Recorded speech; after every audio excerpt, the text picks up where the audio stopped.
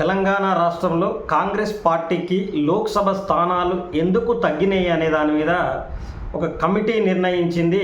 ఆ ఇండియా కూటమి అనేది అది దేశవ్యాప్తంగా కొన్ని ముఖ్యమైన స్టేట్లలో ఛత్తీస్గఢ్, ఒరిస్సా, కర్ణాటక, తెలంగాణ ఈ స్టేట్లలో ఎందుకు కాంగ్రెస్ పార్టీకి, కేరళ ఈ స్టేట్లలో ఎందుకు కాంగ్రెస్ పార్టీకి తక్కువ సీట్లు వచ్చినాయని ఒక కురియన్ అనే వ్యక్తి ఆధ్వర్యంలో ఒక కమిటీని వేసి గాంధీ భవన్కు పొద్దుగాల చేరుకున్నాడు.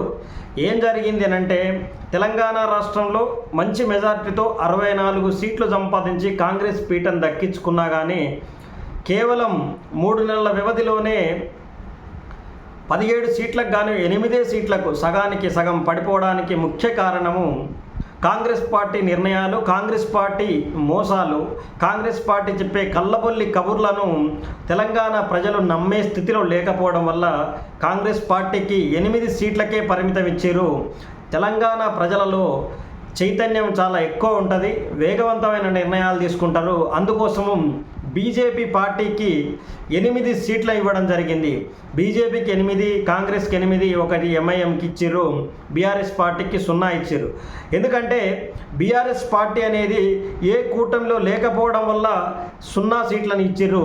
అదే బీజేపీ ఇండియా కూటమి అంటే ఎన్డీఏ కూటమైనటువంటి బీజేపీలో ఉన్నట్టయితే ఖచ్చితంగా బీఆర్ఎస్ పార్టీకి 6 సీట్లు వచ్చేవని తెలంగాణ రాష్ట్రంలో సర్వేలు చేసినా కానీ ఏ విధంగానైనా సరే వెల్లడించడం జరిగింది. ఎక్కువ మంది కాంగ్రెస్ పార్టీ వ్యతిరేకులంతా, కాంగ్రెస్ పార్టీ అని వద్దనుకున్న వాళ్ళంతా, బీఆర్ఎస్ సంబంధించిన ఓటింగ్ అంతా ఒక నిర్ణయం తీసుకుంది. ఏమని అంటే, ఈ తెలంగాణ రాష్ట్రంలో బీఆర్ఎస్ పార్టీకి వేయడం వల్ల కూడా ఏం ప్రయోజనం ఉండదు, మళ్ళీ మోడీ దగ్గరికి పోయే మోడీకి ఒత్తాసు పలకడం తప్ప పెద్ద ఏముండదు.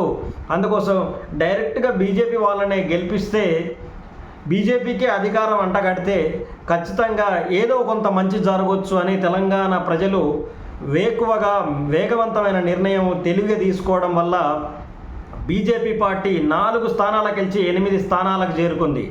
అంత మాత్రాన బీజేపీ గ్రాఫ్ పెరిగినట్టు కాదు, బీఆర్ఎస్ పార్టీ పతనం అయినట్టు కాదు.